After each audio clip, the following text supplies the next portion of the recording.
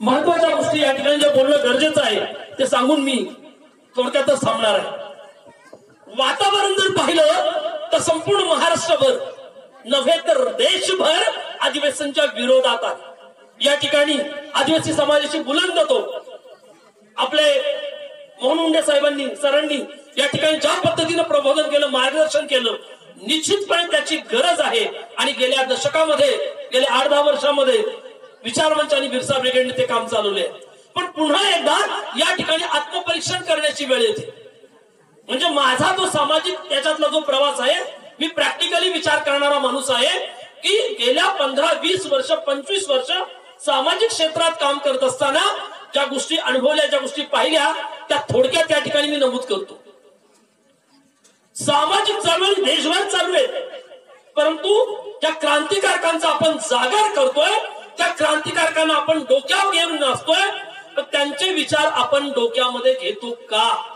म्हणजे थोडक्यात सांगायचं म्हणजे असं की आद्य क्रांतिकारक राघोजी भांगरांचा जर विचार केला तर त्यांनी ज्या काळामध्ये सावकारांची नाका कानं कापली, ज्या काळामध्ये प्रचंड हालापेष्टा सहन केल्या आणि या मावळ पट्ट्यामध्ये या सह्याद्री खोऱ्यामध्ये ज्या पद्धतीनं या इंग्रज शाहीला त्यांनी विरोध केला, त्याच्या पाठीमागची प्रेरणा काय होती? त्याच्या पाठीमागची प्रेरणा होती की संपूर्ण आदिवासी जगतामध्ये, आदिवासी भागामध्ये जे शोषण चालू होतं त्या शोषणाच्या विरोधामध्ये त्यांनी मोठा उठाव केला, मोठं बंड केलं. मग त्यांच्या चरित्रातून तुम्ही काय घेणार आहात? त्यांच्या चरित्रातले असे अनेक गुण आहेत की जे घेण्यासारखे आहेत. त्याचा पहिला गुण म्हणजे असा की त्यांनी स्वाभिमान जो जागृत केला, प्रचंड मोठं संघटन निर्माण केलं.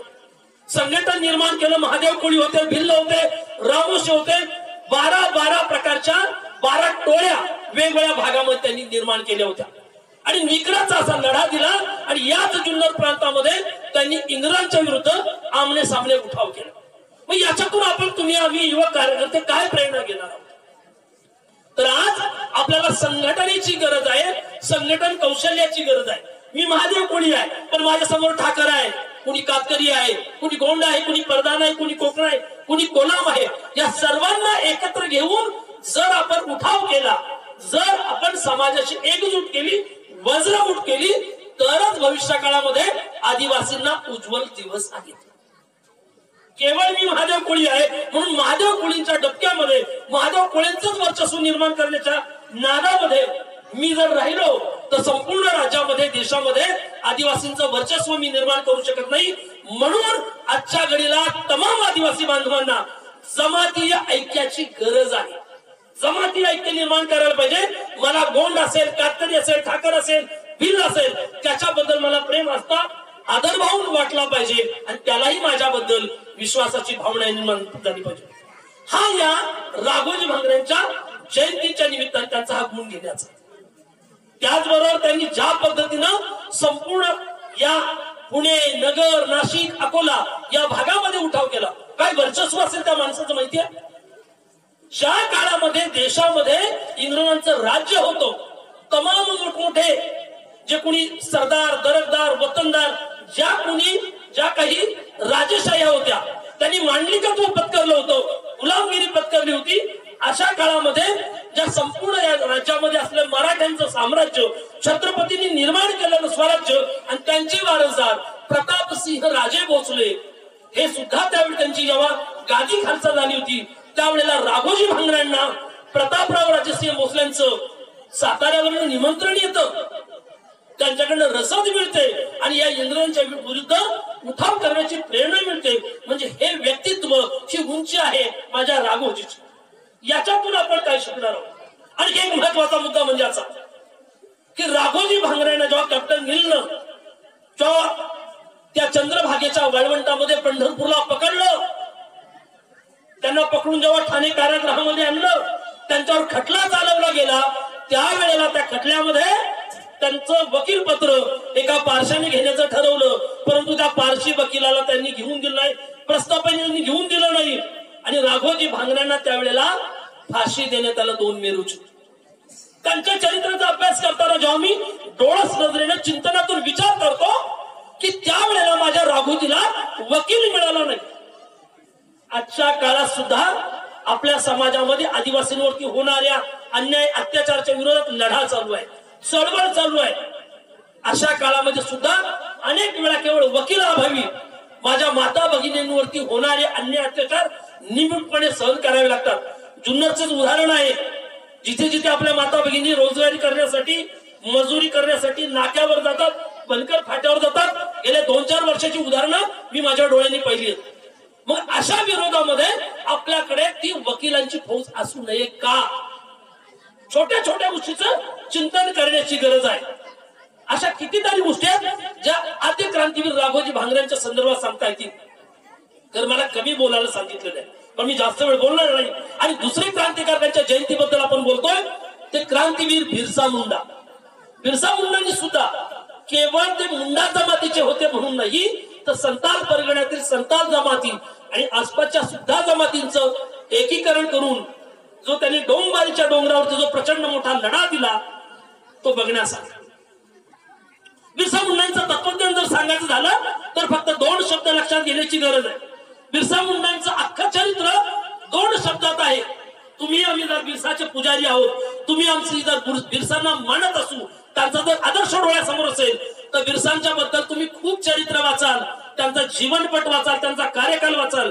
मी सर्व माता भगिनींना आणि युवकांना विनंती करेल की बिरसांच्या संदर्भातले फक्त 2 शब्द लक्षात ठेवा, फार काही घेण्याची गरज नाही. ती गोष्ट म्हणजे उलगुलान. बिरसा मुंडांनी जो उलगुलान दिला, उलगुलान म्हणजे काय तर 4ही बाजूनी सर्व शक्तींशी दिलेला लढा, केलेला विद्रोह म्हणजे उलगुलान. आज आदिवासी समाज बांधवांवरती, तमाम आदिवासींवरती होणारे जे अन्याय अत्याचार आहेत त्याला प्रखर लढा देण्याची गरज आहे. कसा? अरे आज विस्थापन होतंय, मोठमोठ्या खाणी होत आहेत, धरणं होत आहेत, वेगवेगळे प्रकल्प होत आहेत, आदिवासींचं विस्थापन होतंय. आदिवासी म्हणजे मोहन मुंडे सरांनी सांगितल्याप्रमाणे बोगसांची घुसखोरी होतीये. आजही अधिसंख्य पदं भरली जात नाहीयेत. 2017ला सुप्रीम कोर्टाने दिलेला निर्णय आजही अंमलात आणला जात नाहीये. विस्थापन होतंय, बेरोजगारी आहे, धर्मांतरणाचा प्रश्न तर भयानक आहे. आदिवासी कोण ख्रिश्चन होतोय, कुणाला हिंदू म्हणून घेतलं जातंय, तर कोणी चर्च मध्ये जातंय, तर कोणी मुस्लिम होतोय.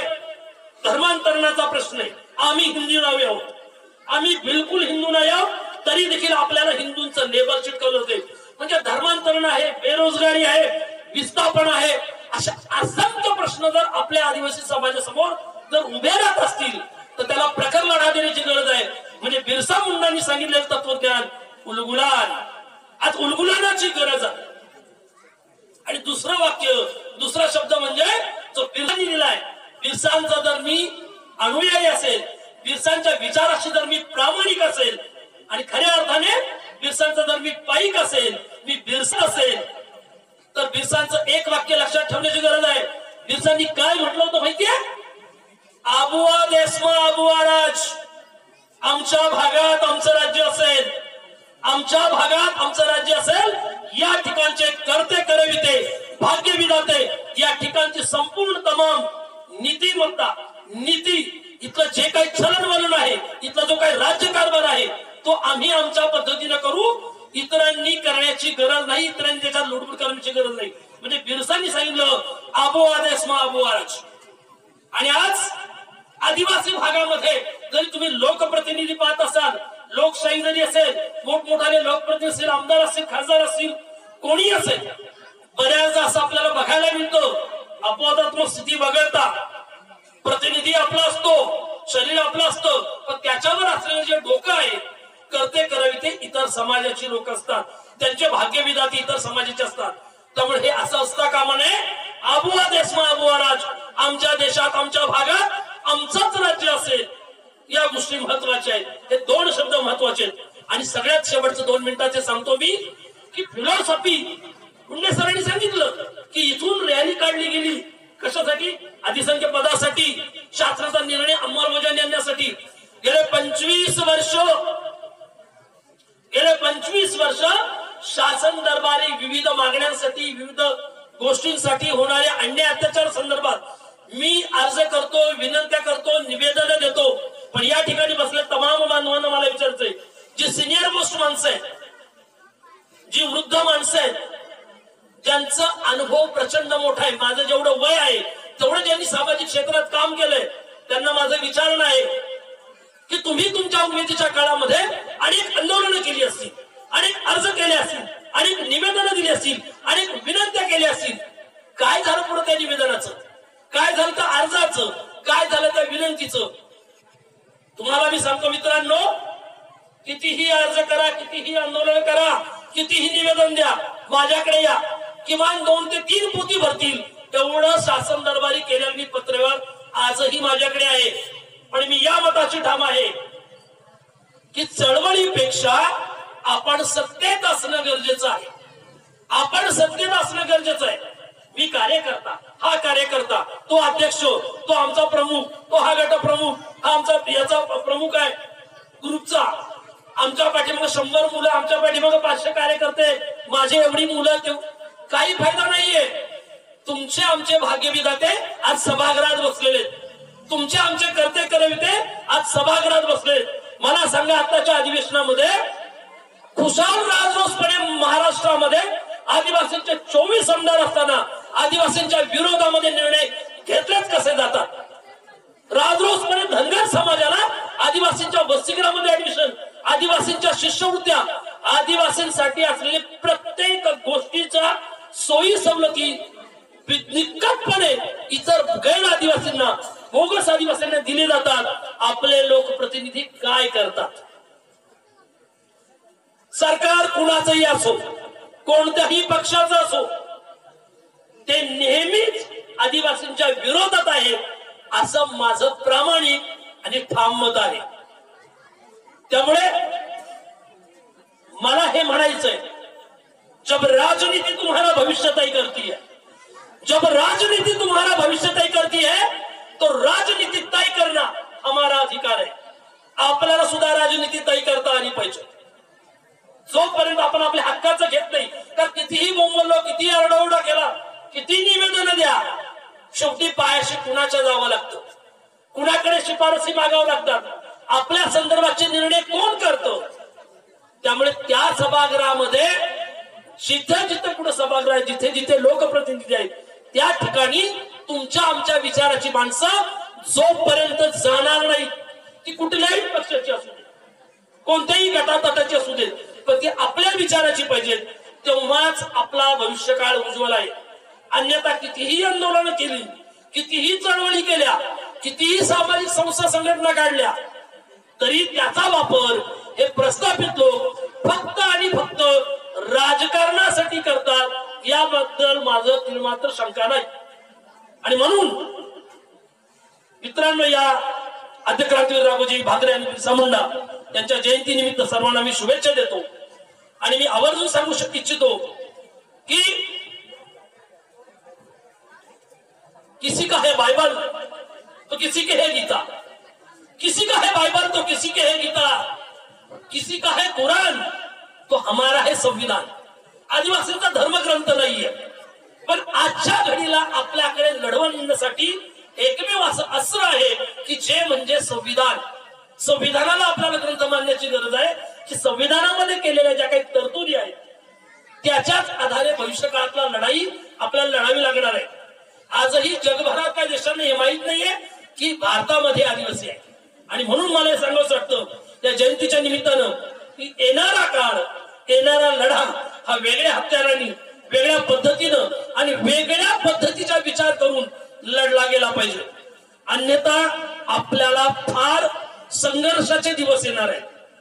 तेव्हा सर्वांना मला संयोजकांनी बोलण्याची संधी दिली त्याबद्दल मी त्यांचं मनापासून आभार मानतो.